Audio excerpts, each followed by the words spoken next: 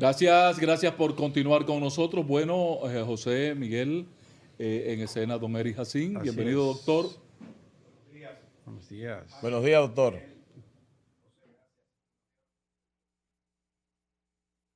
Doctor, ¿tuvo usted la oportunidad en el Día de las Mercedes, esta coincidencia de ayer con el momento en que el presidente de la República desarrollaba su exposición en las Naciones Unidas, en esta semana de las Naciones Unidas? Las exposiciones de los presidentes terminan el sábado.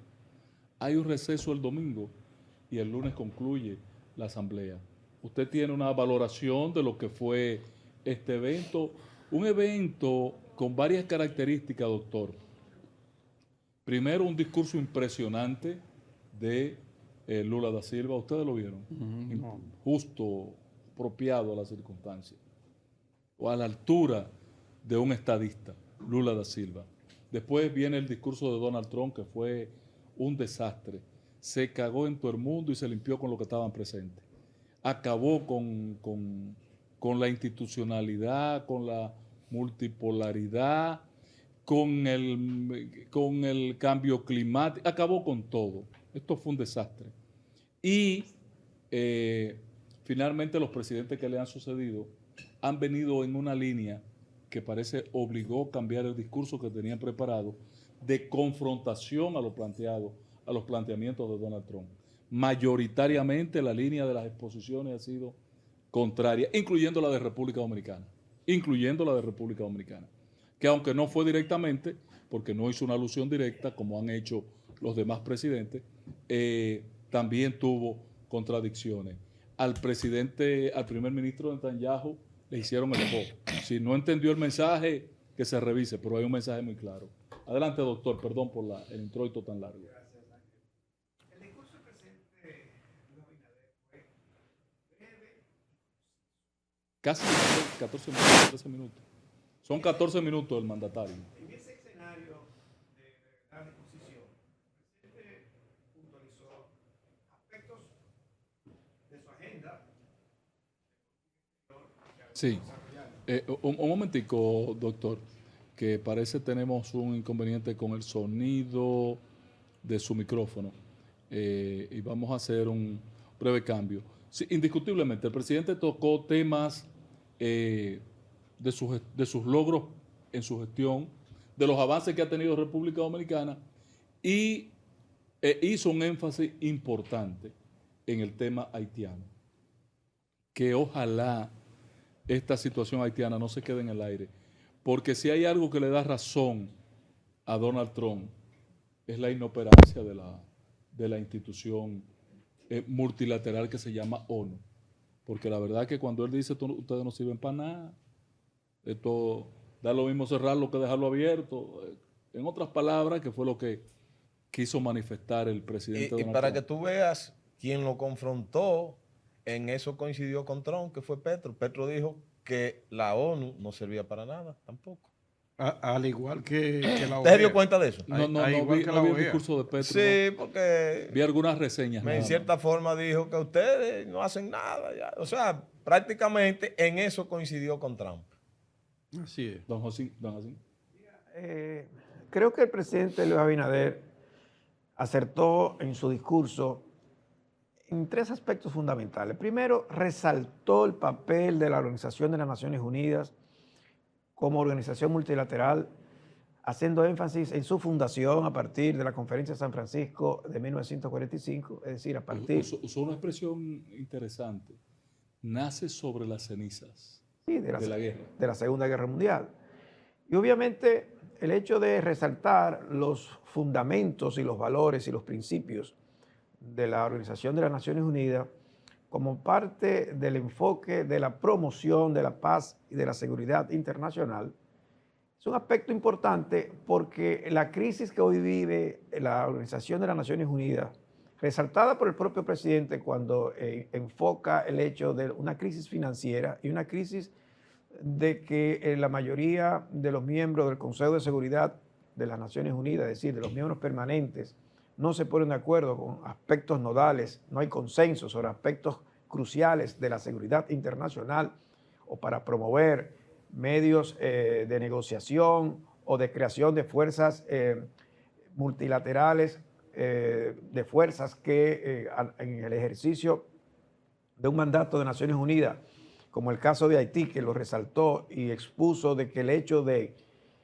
que el mandato que se tiene hoy día a través de Naciones Unidas para las fuerzas kenianas que están establecidas en Haití perime este 2 de octubre, y donde hace énfasis de la necesidad de que el propio Consejo de Seguridad debe de reunirse para, en el informe que recoge el secretario general Guterres en relación a la sustitución de estas fuerzas multilaterales representadas por Kenia y algunas naciones caribeñas y centroamericanas, haciendo énfasis en la necesidad de que estas fuerzas pues estén bajo un mandato de control logístico operativo de la Organización de las Naciones Unidas, y donde el punto nodal es el apoyo del presidente y del país a estos esfuerzos, pero hace énfasis en que los miembros permanentes del Consejo de Seguridad hacen un llamado a estos miembros, es decir, a Francia, a China, a Rusia, a Inglaterra y a los Estados Unidos de América, que son los miembros permanentes del Consejo de Seguridad que tienen derecho a veto dentro del Consejo. Derecho a veto significa que cualquier uno de ellos puede decir no a cualquier una de las decisiones que se puedan adoptar dentro del organismo, y por tanto no se puede adoptar si no existe ese consenso previo entre los miembros permanentes.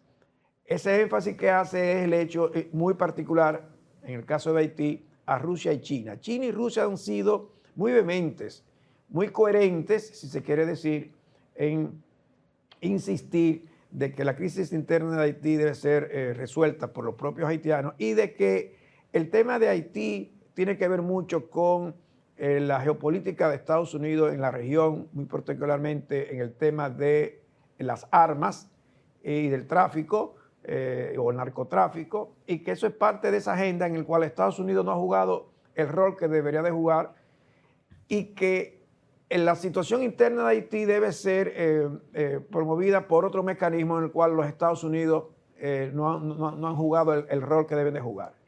Los propios Estados Unidos, en la presidencia del actual presidente Trump, ha insistido de que el rol de las Naciones Unidas, como muy bien dice Ángel, no está a la altura, no está dentro de la definición de los roles que supondría Pero debe haber también jugado. el multilateralismo está bajo bombardeo por la administración Donald Trump, Sí.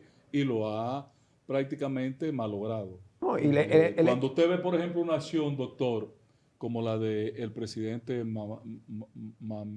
Abbas, ¿cómo se llama? Mahmoud Abbas. Abbas, de Palestina, prohibiéndole el ingreso no, o sea, eso no se había visto nunca. Sí. Eso es una cosa... el propio Estados Unidos, la administración Trump ha debilitado enormemente a las Naciones Unidas. A todo el multilateralismo, muy- trató lo mismo con la OTAN, hizo lo propio con Europa, aunque ahora está echando para atrás. Sí, muy específico en el tema financiero. Hay una crisis financiera en las Naciones Unidas, donde ha sido resaltado inclusive por el propio presidente Abinader, y donde ese efecto de ese discurso creo que tiene... Pero me parece que la crisis financiera tiene su origen en que los Estados Unidos no está pagando. Sí, Ahí hay- está la cuota. a esa crisis financiera obedece al hecho de que las grandes potencias, es decir, los miembros permanentes del Consejo de Seguridad, son los principales proveedores de esa cuota de financiamiento, y obviamente las Naciones Unidas está en su peor momento. A pesar de que el mensaje de la Asamblea General el cumplir los 80 años de existencia de las Naciones Unidas es una manera de tratar de rescatar, de resaltar la labor multilateral de esfuerzo que desde el origen de la Organización de Naciones Unidas ha realizado en pro de la paz y la seguridad internacional. Ahora, el enfoque del presidente Luis Abinader trajo a colación un hecho bastante singular, y es la propuesta de llevar a una mujer a ser secretaria general de la Organización de Naciones Unidas. Hay que recordar que el próximo año va a haber elecciones para el secretario general de Naciones Unidas, y la elección del secretario general es dada por la Asamblea General. La Asamblea General está representada por todos los países miembros, estamos hablando de más de 190 países miembros de Naciones Unidas, y el hecho de que el presidente Abinader haga resaltar que sea una mujer, lo hace en el entendido de que debe ser una mujer del espectro de Latinoamérica. Latinoamérica ha jugado un rol importante. El último secretario general de Naciones Unidas, uno de los últimos en los últimos 25 años, fue Javier Pérez de Cuéllar, un peruano, que fue el último latino, diríamos, de la región. Y creo que resaltar el hecho de que sea una mujer pareció... ¿Será que hay ya una candidata? Los países de América Latina... la única que se ve ya terminó su periodo. Bueno, Bachelet. Bachelet, ya la única. Pero se está tratando, América, el mensaje es, más allá de que sea potencialmente una mujer, es llevar a un candidato unificado donde los países de América y el Caribe puedan hacer una propuesta unificada de llevar un candidato a la Secretaría General de las Naciones Unidas. Eso es novedoso, eso es bueno. Hay que recordar que los secretarios generales siempre obedecen a una región de los 5 continentes del mundo que están representados en Naciones Unidas. Siempre hay una alternanza. El actual secretario general es de Portugal, Así es. es decir, de Europa, y el anterior fue de Corea del Norte, de Corea del Sur. Y ahí lo que se busca es una alternancia en la cual busca América Latina y el Caribe un representante. Pero además... Y ahí entra en juego también quizás la alternancia en cuanto al tema ideológico, porque por ejemplo Antonio Guterres es un hombre que viene del socialismo. Sí, claro. Fue primer ministro de Portugal. En este caso se ha manejado el tema de la alternancia ideológica para ese tipo de cosas. No, tiene que estar planteada por el poder que está ejerciendo la derecha en Estados Unidos. Más bien regional, creo que. Ahí se van a medir fuerzas. Hay que recordar que... ahí va a imponer Estados Unidos un candidato. América Latina y el Caribe tienen una buena representación numérica dentro del seno de las Naciones Unidas. Puede tener el apoyo de los países de África, que también tienen un gran número de países miembros. Yo creo que va a ser interesante y obviamente lo que se trata de generar a lo interno de las Naciones Unidas es lograr que esa influencia y ese poder de imposición que puede tener los miembros permanentes, las grandes potencias representadas en el Consejo de Seguridad, pues sea un poco neutralizada con estas posiciones de los llamados países del tercer mundo, aquellos que no tienen esa cuota de poder dentro del Consejo de Seguridad, pero sí lo tienen. Ha sido notorio, doctor, que la oposición que han hecho prácticamente todas las alegaciones al discurso del presidente Donald Trump. El énfasis mayor, Ángel, incluyendo el propio presidente Abinader, fue el tema del proteccionismo. Es decir, de que Estados Unidos estaba... primero el principio de aislacionismo, el principio de romper con el multilateralismo y sacar de los escenarios como Naciones Unidas el enfoque de ser el centro o el poder de negociación para crisis internacionales o para promover paz y seguridad. Creo que todos, hasta ahora, los presidentes que han llevado su voz a la Asamblea General de Naciones Unidas, incluyendo al propio presidente de Colombia, Petro. Petro sale el próximo año, hay elecciones en Colombia, y hizo un discurso no lo han sacado antes de Chepa. Petro hizo un discurso muy vehemente, muy propio de su naturaleza ideológica y muy propio de lo que es este enfoque, esta ruptura de las relaciones de tipo de alianza en materia de narcotráfico que Estados Unidos y Colombia han jugado en el histórico. Y hay que ver también el hecho de que Colombia ha sido, en las últimas semanas, se ha incorporado a los países miembros de los BRICS. Y eso ha significado una vuelta, incluyendo el propio Brasil, que es parte del fundador de esos países del BRICS, que tienen en esencia Rusia, China, India, Pakistán y un grupo de países de América, representan hoy día aproximadamente casi el 50% del Producto Interno Bruto, y hay toda una correlación de fuerzas políticas a nivel internacional a través de estos bloques. Colombia se alinea dentro de este espectro de los BRICS y obviamente estos países están en contraposición de los planteamientos de las políticas arancelarias y de la política exterior propiamente que el gobierno de Estados Unidos ha llevado a cabo a partir de la administración del presidente Trump. Por lo que, si uno enfoca, y como Ángel bien expone, la mayoría de los países y de sus portavoces, los presidentes o los primeros ministros, han sido muy categóricos en el rechazo de las posiciones de la política exterior de los Estados Unidos, principalmente en el tema arancelario, y el enfoque mayor, que yo creo que hizo énfasis que hay que resaltarlo, del presidente Abinader en su discurso, y quiero traer eso un poco a la mesa, es el tema de la biodiversidad, el tema del cambio climático. Que fue desmentido totalmente por Donald Trump, dijo que eso era una falsa, y es que nos están engañando, que una cosa burda y fea, totalmente desconectada de criterios científicos, una locura. Y la presencia de sargazo, del sargazo en nuestras costas. El mejor testigo. El mejor testigo. Y claro, obviamente claro.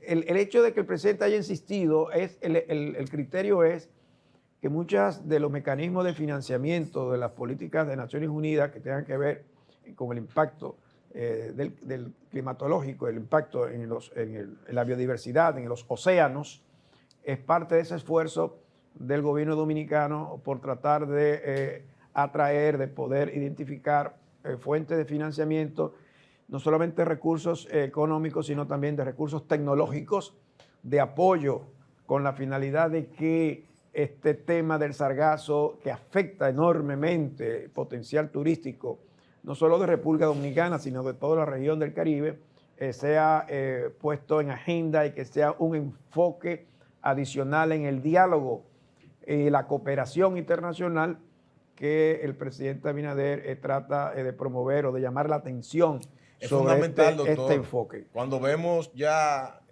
las costas, y aquí frente al Distrito Nacional ya se está llenando de sargazo, y usted ve las costas en todas las Américas, y usted ve que está llena de sargazo. No, yo tengo testimonio de personas que han estado en aviones y se han percatado de la ola cuando viene, que es espantoso. Sí. Luego se distribuye en todo el Caribe, ¿verdad?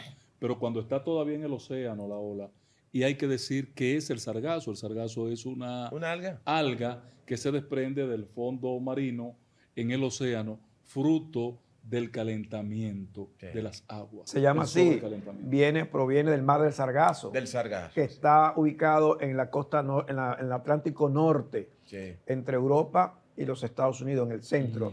Se denomina el mar del Sargazo. Claro, doctor, que hay también algunos discursos que también se van a los extremos. Por eso, la verdad es que los extremos a veces no son buenos, o a veces no, generalmente no son buenos. Hay que buscar siempre el equilibrio.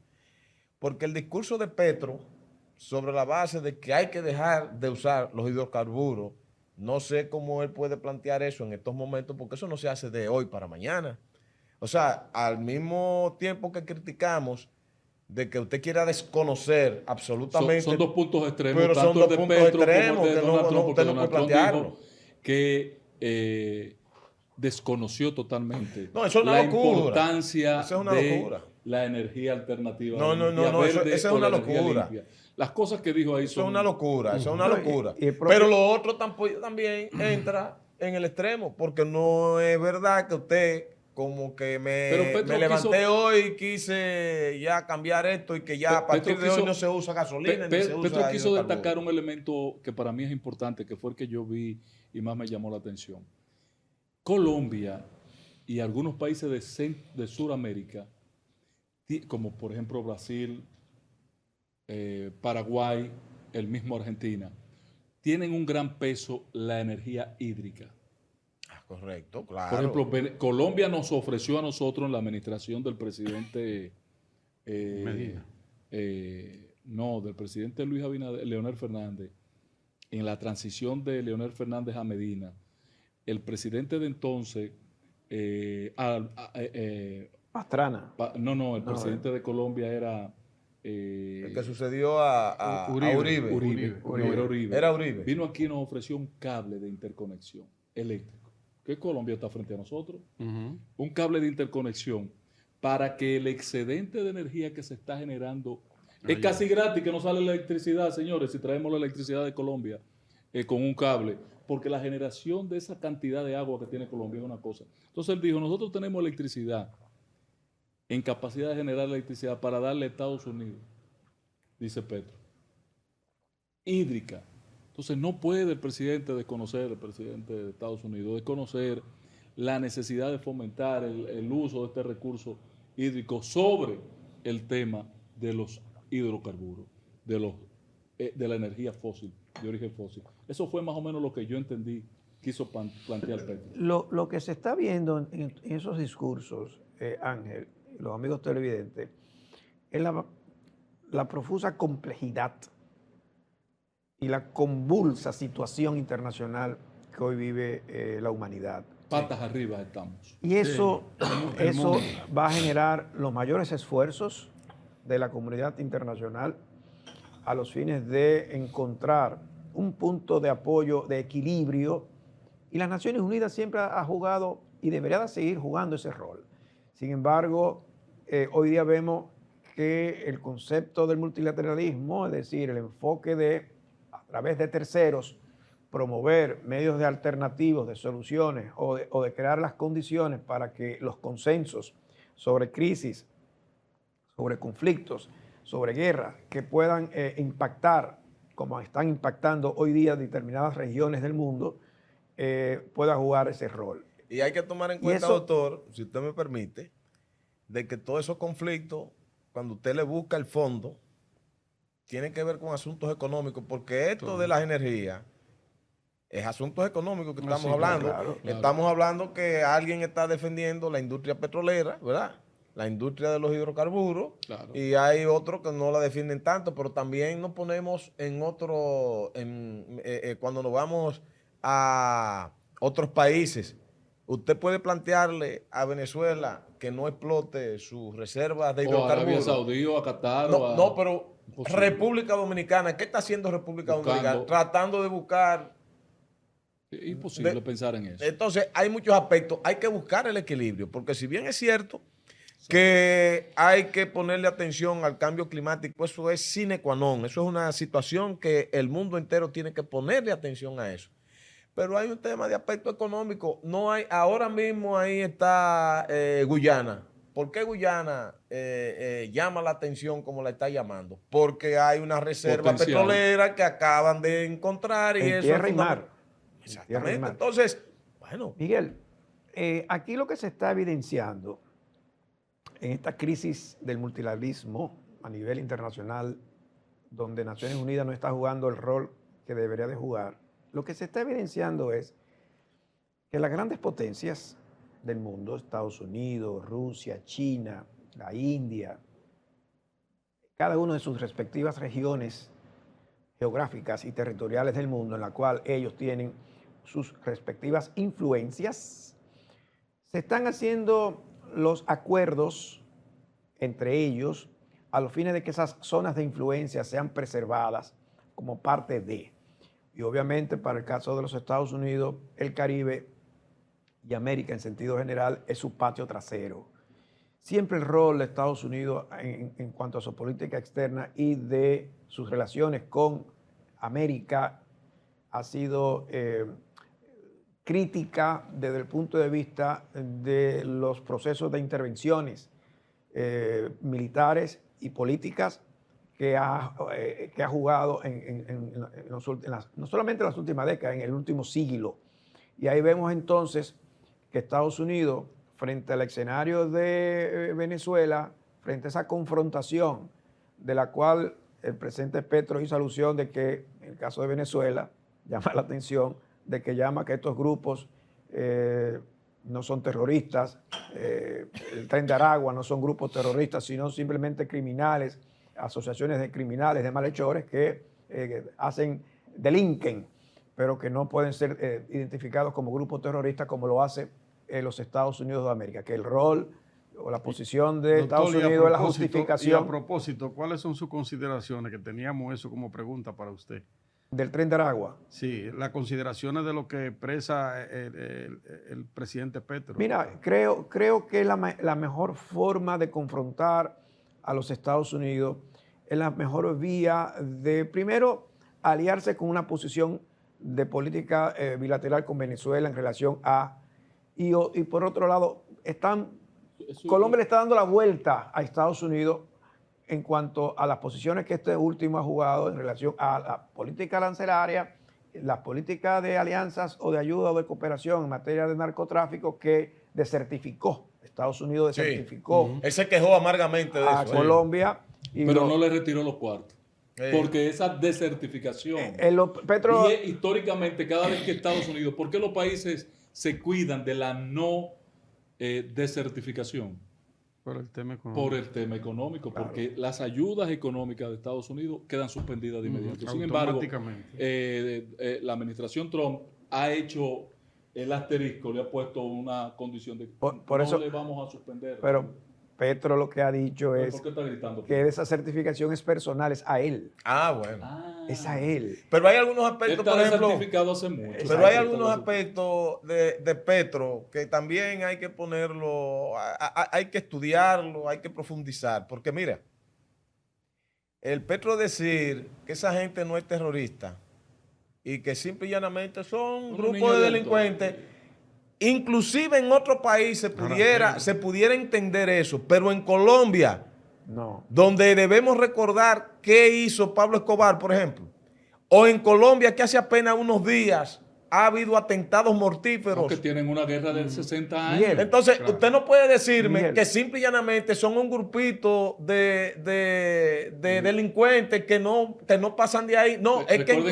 Colombia... la popularidad de Petro en Colombia está en un 10 o un 15%. Sí, porque en Colombia sí es verdad que esos grupos han funcionado como verdaderos terroristas. Así es. Como Miguel, verdaderos terroristas. Petro, Eso es cierto. Petro está fungiendo como portavoz personal ante las Naciones Unidas y no como presidente de Colombia. Sí.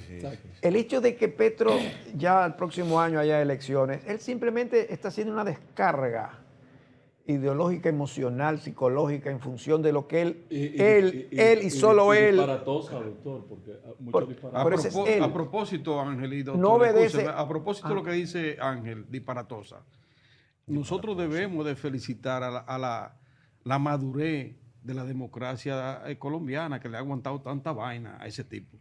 Pero tan reciente como la muerte de este precandidato presidencial, señores, y venir a presentar a estos grupos como que son muchachitos que salieron. Son muchachitos jovencitos. Pero por Dios. Colombia se dio a un presidente. Es como un parto doloroso para la sociedad colombiana en sentido general. Sí, claro. Porque ha Primer sido presidente de izquierda y qué fracaso. ha sido un desafecto para todos los actores o sectores Así importantes de Colombia, y obviamente las reivindicaciones sociales y políticas económicas han dejado mucho que desear en Colombia. Pero habrá elecciones, como tú muy bien dices, José, la propia solidez de la democracia y las instituciones políticas en Colombia permiten ese tránsito. Hasta con un presidente condenado, como es el caso de Uribe, y sigue funcionando y tiene el peso que tenía. Pero muy diferente, por ejemplo. Pero usted no vio la sentencia de la Suprema, lo absolvió la Suprema. Sí, pero hay una acción institucional que va fluyendo y tú no ves que eso dañe la vida institucional de la nación. Pero mira qué diferente es lo que quiero resaltar. Mira qué diferente fue la situación que se dio, por ejemplo, en Chile, donde se pasó de una dictadura, la de Pinochet, a un proceso donde estuvo Patricio Aylwin, donde estuvo Bachelet, gente de izquierda. Y del socialcristianismo. Y del socialcristianismo, porque ahí estuvo de Macos y Cacata. Eduardo Frei. Eduardo Frei, que fue estuvieron a la altura de asumir esa transición. Pero, por ejemplo, tú podías decir en Chile, lo que está diciendo ahora de Colombia, óyeme, nosotros esperábamos que en Colombia, cuando se diera eso que se está dando, el primer gobierno de izquierda en Colombia, que pudiera haber sido algo parecido A Lula da Silva. o a Bachelet, O a la Bachelet. o a la Bachelet, o a Patricio. Ay, Luis. Aunque la Bachelet no fue propiamente pero por de Dios. izquierda, Bachelet fue socialista, pero muy centrada a dar continuidad al status quo. Ustedes saben un por qué híbrido. fue exitosa la transición de Chile y de Brasil de dictaduras militares de Pinochet y de Y la de Brasil, nosotros. y de Brasil con el último João Batista Figueiredo en 1985, el último de la dictadura militar de Brasil. El hecho de que la sociedad brasileña y la sociedad chilena, sus actores políticos, económicos, no generaron juicios ni político ni judicial, resalto, contra esos exmilitares que entregaron el poder. Dieron la posibilidad de la integración. Es decir, no hubo juicio político ni judicial en Brasil a la salida de el gobierno de João Batista Figueiredo. Hubo una transición. Tancredo Neves fue electo mediante el colegio por sufragio indirecto y el Congreso lo eligió. Murió en la transición. Así es. El presidente Tancredo Neves lo sustituyó José Sarney. Y en Chile, de la misma temática, no hubo juicio. Sí a Pinochet, en un momento dado hubo un juicio. Pero tiempo después. Posterior. Pero usted ha dado Un en la juicio diana, doctor. internacional, Tribunal Sí, Penal Internacional, doctor. lo juzga. Usted ha dado en la diana. Y no solamente con esos ejemplos que usted está diciendo. En España lo propio también. Sí, claro, la dictadura de Franco. Y tú decías en República Dominicana, sí. en cierta manera, Pero en no- cierta no manera. se aplica aquí, no. Pero en cierta, Bueno, esa pero en cierta dictadura de manera. 33 años. Pero en no cierta aplica manera también. la transición. Usted puede estar de acuerdo o en desacuerdo, porque déjeme decirle, usted puede estar de acuerdo o en desacuerdo. Realmente, por ejemplo, yo soy uno que Digo, a mí, aplica, sí, porque- que a mí me resulta un poquito difícil digerir que una persona que dure 30 años dando palos y haciendo de todo, como Sí. que después, por el bien como que dejemos eso así. Pero usted tiene toda la razón. En esas sociedades donde se ha llegado a un acuerdo para que haya una reconciliación, son las que han podido seguir su camino. Esa es la en verdad. República Dominicana vivimos, y no lo queremos reconocer, que la primera versión del Frente Patriótico es en el 61. Es con Juan Bosch. La primera versión del Frente Patriótico donde los trujillistas, balagueristas se unen, que después son balagueristas, ¿verdad? Esos trujillistas se unen para el cambio sin trauma. Juan Bosch encarnó muy bien esa Hoy transición. 25 de septiembre. Así es. Es bueno resaltarlo. Ujú. Hoy día fue un día del golpe de Estado. Sí. Sí. A Juan Yo Bosch. dije algo ahorita que Que yo hay no que sé resaltarlo. si vale la pena repetirlo, pero cuando usted ve las figuras que acompañaron, decía yo, al profesor Juan Bosch en ese gobierno, que incluso algunos se han hecho La dueños crema innata de la y sociedad reivindican, dominicana de la época. sí, pero ahí quienes estaban eran, busque la figura para que usted vea, búsquela. Yo no voy a mencionar, pero busque quiénes eran los ministros, quiénes eran los Sí, directores generales y quiénes eran... En el gobierno de Juan Bosch. Ajá, en el del 63. Una Búsquelo. élite Búsquelo. intelectual y... Juan Bosch tuvo la particularidad en su gestión de gobierno de que él mismo, al estar en un exilio voluntario durante tantos años, Sí. ¿Usted cree que fue voluntario? Yo creo que... bueno, hubo una persecución y obviamente él se resguardó. Bueno, y no fue tan voluntario.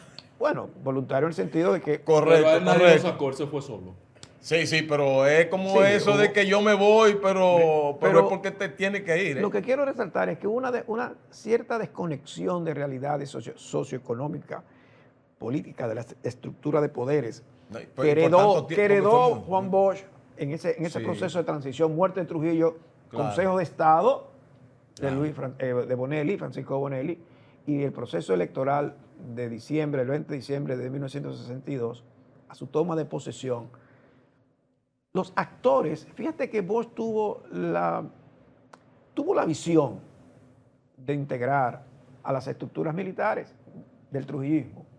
Claro, porque lo habían apoyado en la campaña. Sin embargo, la propia naturaleza de esos grupos de poder militar Borrón y cuenta nueva. se consideró contraproducente y fue parte de lo que no hizo Antonio Guzmán en 1978, que Correcto. desmanteló la Correcto. estructura político-militar que tenía en la gestión del presidente Balaguer. Y dicen monta que- su estructura Así e es. impone su estructura militar en función de los afectos, de los principios que enarbolaba Antonio Guzmán y del partido. Así, y dicen, Y eso fue un éxito fue un éxito. Sí. para Pe- Antonio Guzmán para Y para consolidar. el país. Y para el porque país, hubo pero una profesionalización. de las Dicen, Fuerzas Armadas. dicen, doctor, que a Juan Bosch se lo advirtieron.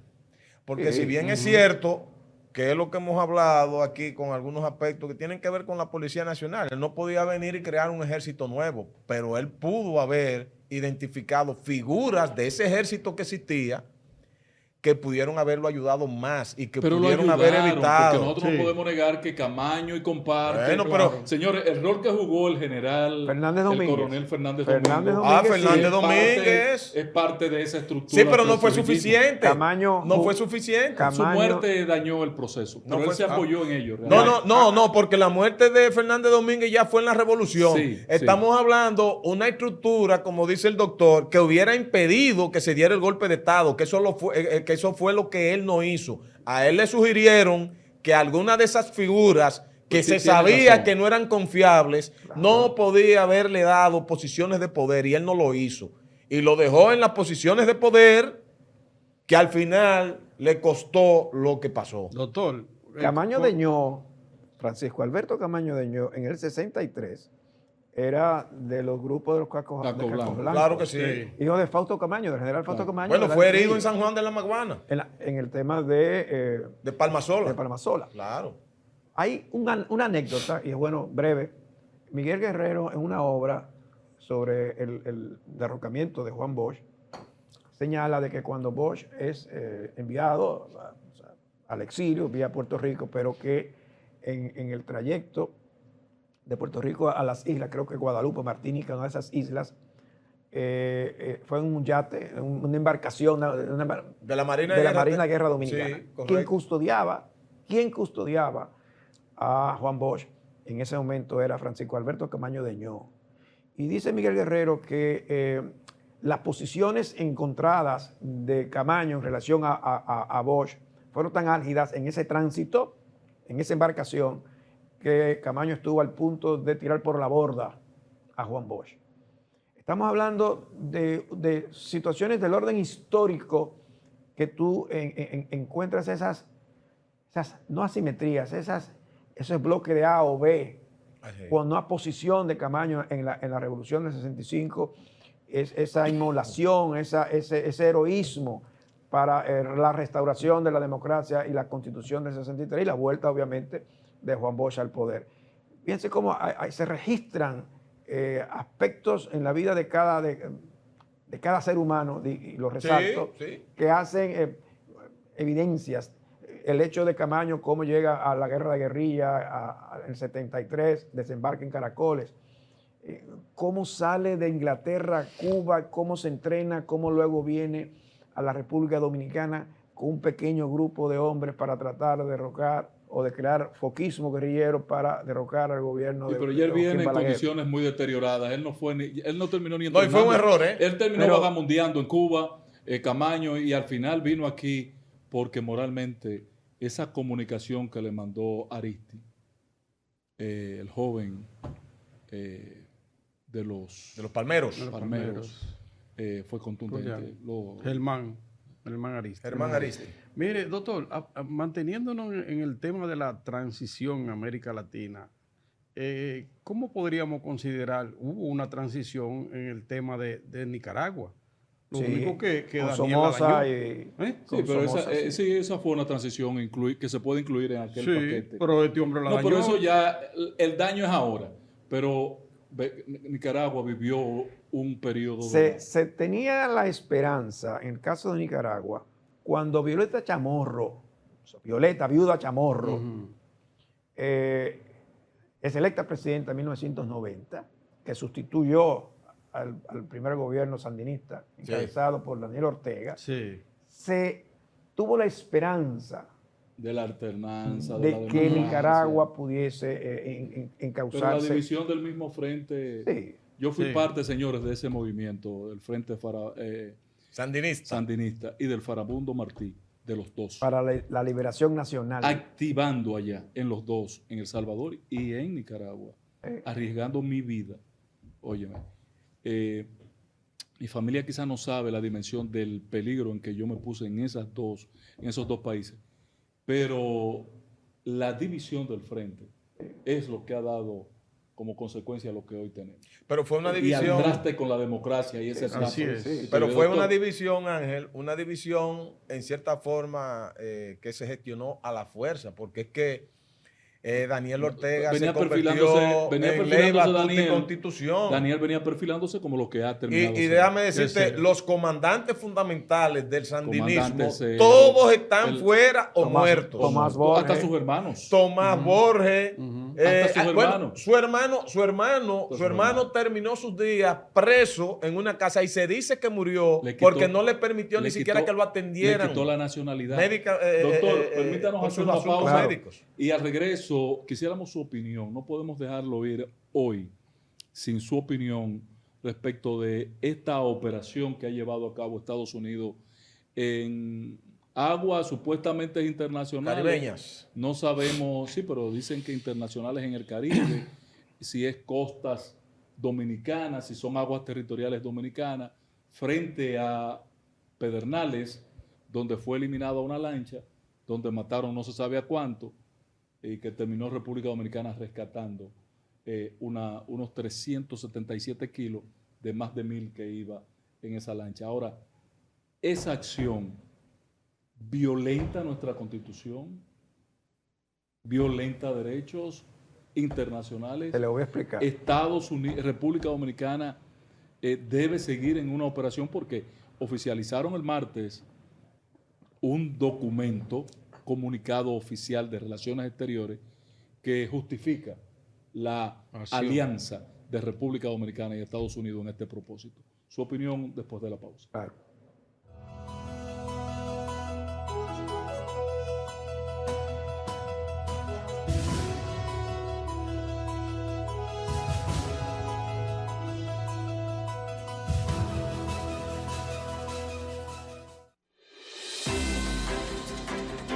El Pleno del Senado aprobó la ley que regula el embargo retentivo en la República Dominicana, así como el proyecto de ley que establece exenciones impositivas y arancelarias para los insumos y equipos médicos cardiovasculares, oftalmológicos y endocrinos, junto a otras importantes iniciativas legislativas. Durante esta semana se reunieron las comisiones permanentes, bicamerales y especiales del Senado, entre ellas las de Hacienda, Interior y Policía, Seguridad Social, Salud, Educación y Turismo. En este marco, la Comisión de Relaciones Exteriores y Cooperación Internacional recibió la visita de la 4ª Delegación Oficial de Legisladores y Oficiales Electos del Estado de Nueva York, con el objetivo de fortalecer los lazos de cooperación en materia educativa, cultural, económica y legislativa. Además, la comisión bicameral, diseñada para el estudio de los proyectos que modifican la Ley 87-01, que crea el Sistema Dominicano de Seguridad Social, realizó vistas públicas en la provincia de La Vega, escuchando a diversos sectores de la sociedad. En el marco del programa de visitas guiadas, el Senado abrió sus puertas a más de 120 estudiantes de diferentes centros educativos del país, quienes vivieron la experiencia de ser senadores por un día. Senado de la República Dominicana. Participativo, inclusivo, transparente. Ahora es que la cosa se va a poner clara aquí. Cuenta clara total.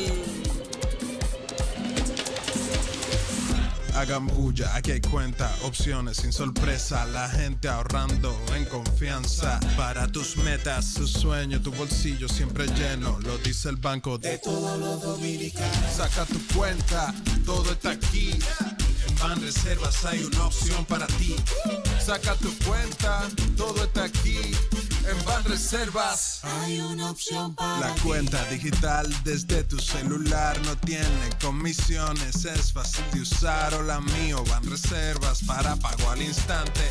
Es así que te va a ayudar. El ahorro, pesos, dólares o euros para que siempre guardes tus ingresos. La ahorro más, con mayor saldo, más interés. La ahorro remesas, recibe y crea historial también. Si quieres control, la corriente personal te sirve para pagar.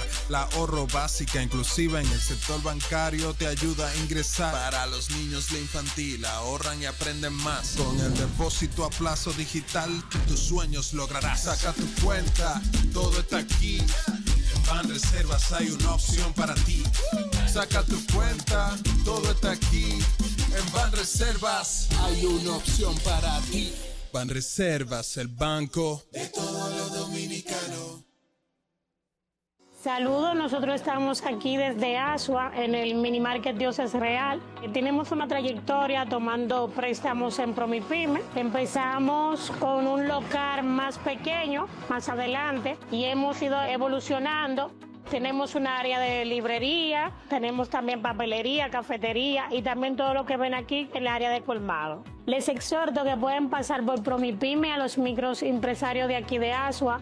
Dan una muy buena tasa también, es cómodo, te ayuda a crecer, no importa el monto que tú necesites para iniciar, Promipyme te ayuda a crecer.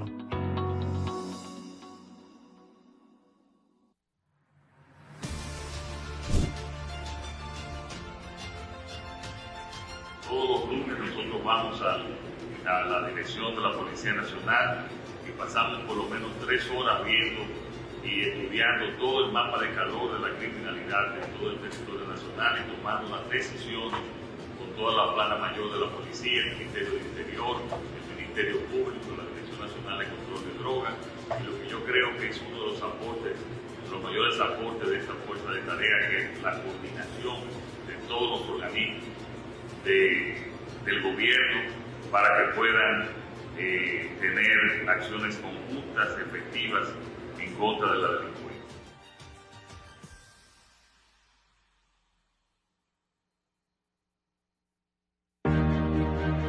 La Alcaldía del Distrito Nacional trabaja en 270 filtrantes e invernales, 350 metros lineales de alcantarillas y 32 registros que la Alcaldía del Distrito Nacional está construyendo para mitigar los efectos de las lluvias producidas por el cambio climático. Seguimos transformando Santo Domingo.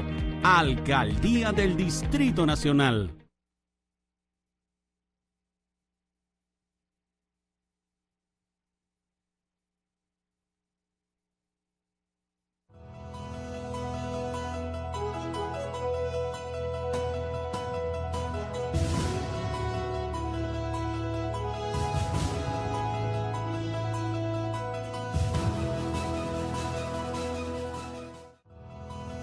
Eso fue respuesta. Gracias por continuar con nosotros. Doctor, le dejamos un tema pendiente, este operativo, esta nueva versión que involucra ya la integración de República Dominicana en bombardear las naves, las trazas de droga que vienen a República Dominicana. Vamos a verlo, te voy a responder en este contexto, Ángel y los amigos televidentes. La Convención de Naciones Unidas sobre el Derecho del Mar de 1982 establece, en el cual la República Dominicana es un país signatario de esa Convención de Naciones Unidas, establece cuáles son los criterios de los límites de los mares territoriales en la cual cada estado debe tener soberanía sobre el mismo, tanto aérea como marítima.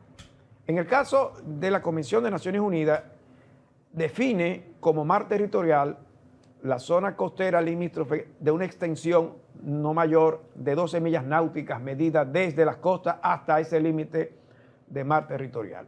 Define a partir del mar territorial lo que se denomina zona contigua de 36 millas adicionales que incluye las 12 millas de mar territorial y establece el criterio de lo que es la denominada zona económica exclusiva de 200 millas náuticas, en el cual a través de ella se hacen las exploraciones, las explotaciones de los recursos marinos, vivos o no, donde se establece el criterio del tránsito. Repita el número del límite de 12 millas náuticas de mar territorial, 36 millas náuticas de zona contigua, que incluyen las 12 millas, es decir, son 24 millas, y la denominada 200 millas náuticas que integra lo que es la zona económica exclusiva. Cada una de ellas define, para el caso de la República Dominicana y de todos los países del mundo, la soberanía del territorio nacional se extiende hasta las 12 millas náuticas de mar territorial.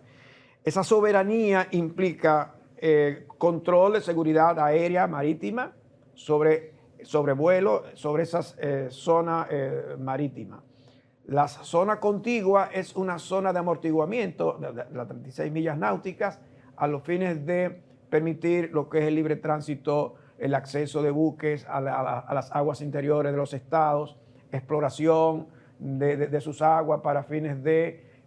exploración y explotación. Y necesita seguridad internacional también. Se necesita dentro de la zona contigua, por ejemplo, para fines de exploración, explotación, acuerdos en los cuales los estados con otros estados lo hacen. Por ejemplo, la República Dominicana ha hecho 2 acuerdos internacionales con Venezuela y con Colombia, en 1979 y 1981, sobre los límites de sus zonas fronterizas marítimas, que incluyen... ¿Eso es cuando se solapan?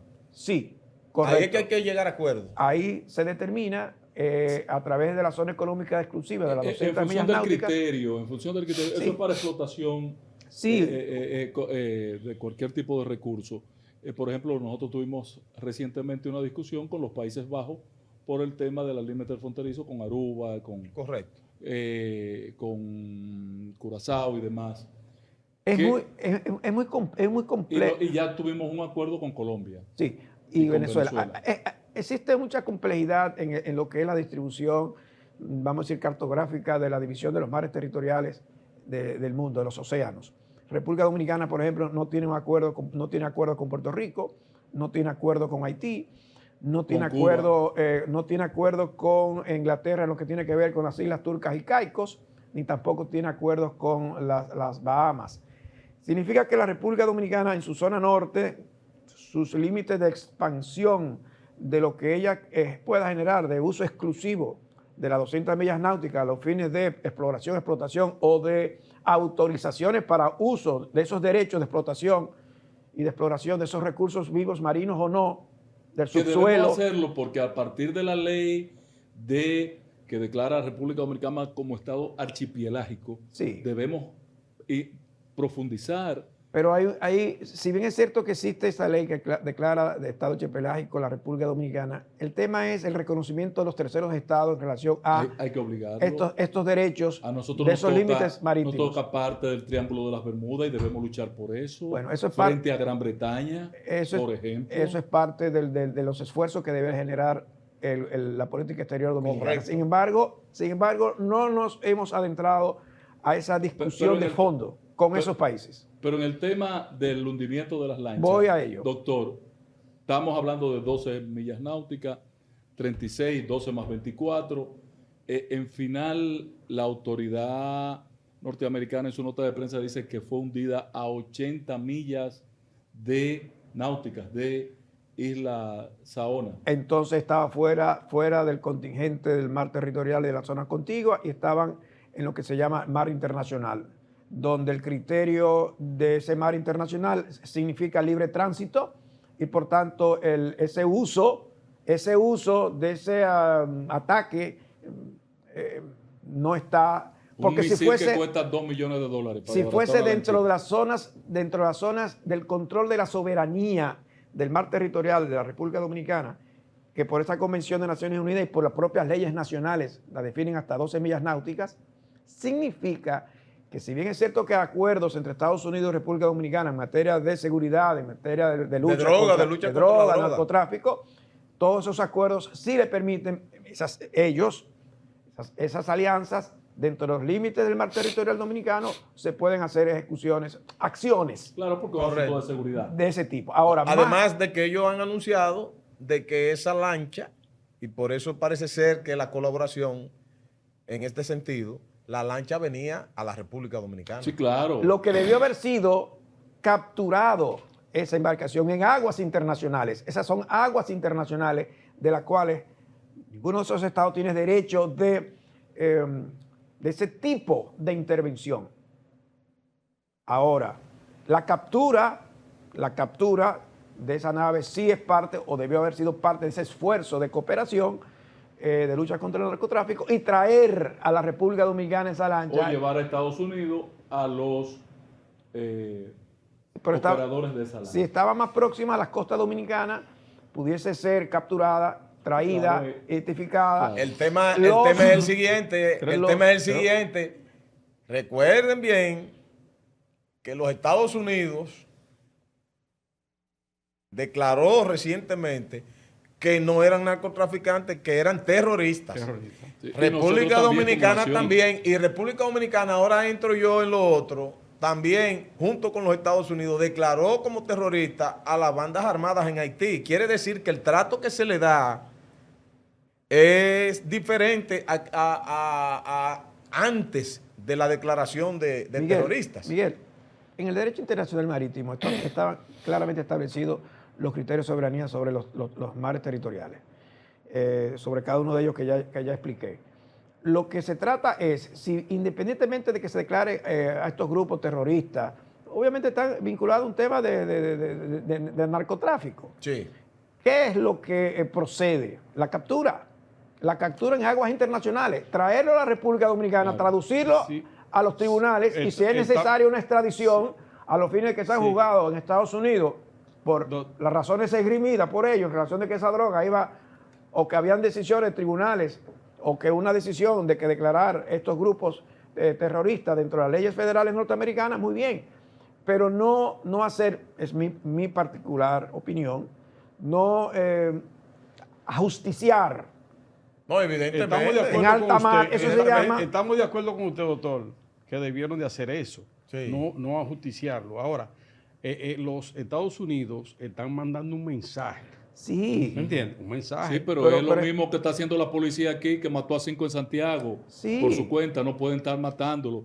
Y lo que está diciendo el doctor ahora, cuando plantea lo de las 12 millas náuticas, lo de las 24 más 12, más el espacio de las 200, nos dice a nosotros que fue imprudente, incorrecto, inconstitucional, violatorio a acuerdos internacionales que nosotros hemos suscrito con agencias y entidades internacionales, de nosotros incursionar en el mar internacional, en aguas internacionales para una operación de este tipo. Eso es el Porque alta mar. República Dominicana participó, porque ¿quién captura la droga después del hundimiento? Nosotros. Y la traemos para acá.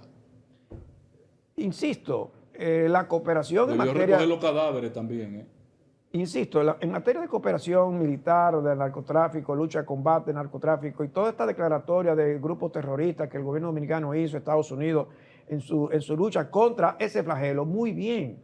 El tema es que el ataque fue en aguas internacionales marítimas, lo que se llama en el derecho internacional marítimo el alta mar, que en principio está dentro de la zona económica exclusiva y estamos hablando de libre tránsito. La captura sí, la cooperación a los fines de capturar esta embarcación, Totalmente de traducirla, inclusive señalarla, identificar a los autores, identificar las drogas, cantidades, señalar a esos autores y traducirlo a la acción de la justicia y o si hay una petición de Estados Unidos a los fines de que hagan una extradición por las razones que puedan ser esgrimidas por ellos en relación a, pero no atacar, no destruir, no matar, no hacer ese acto en aguas internacionales que muy bien hubiera sido perfectamente capturado y traído a las costas dominicanas y presentado al escenario nacional e internacional. Miren el esfuerzo de la cooperación República Dominicana con Estados Unidos en lucha y combate en contra del narcotráfico internacional. Muy bien, eso estaría muy bien. Pero atacar y destruir sin ningún tipo de, eso es, razón, porque no ha habido razón. vulnera principios de derecho internacional. Claro. Finalmente, doctor, ¿tiene conocimiento ya de la sanción que se ha emitido, la sentencia que se ha emitido histórica para Francia con el caso Sarkozy. Ha sido condenado a 5 años no de prisión, porque lo que le van a poner es un grillete. Por la edad. El Ministerio Público pedía 7 años, la justicia le impuso 5 por el financiamiento ilegal a los acontecimientos de Libia. Mira, yo creo que eso es parte de la fortaleza de las instituciones políticas y judiciales francesas. Yo creo que la mejor exhibición de Francia es este tipo de condena por sus tribunales sobre estos actores principales como el expresidente Sarkozy. Creo que eso es un llamado de atención y creo que eso dice mucho de la fortaleza de esas instituciones políticas y judiciales de Francia.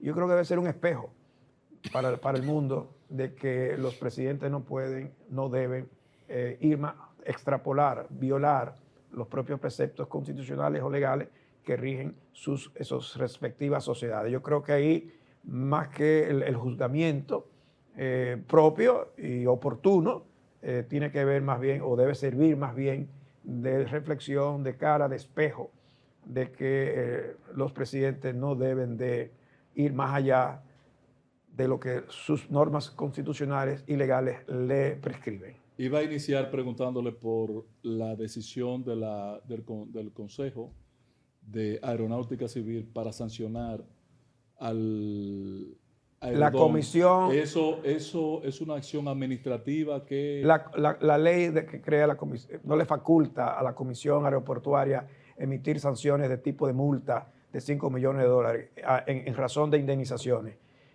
Hay que obviamente verificar el contrato. Yo no creo que el contrato establezca entre el Estado Dominicano y Aerodón, no creo que establezca aspectos que de esa naturaleza, de ese hecho, pueda generar daños y perjuicios a quién, al Estado Dominicano, para que éste genere indemnización y solicite 5 millones de daños en reparación.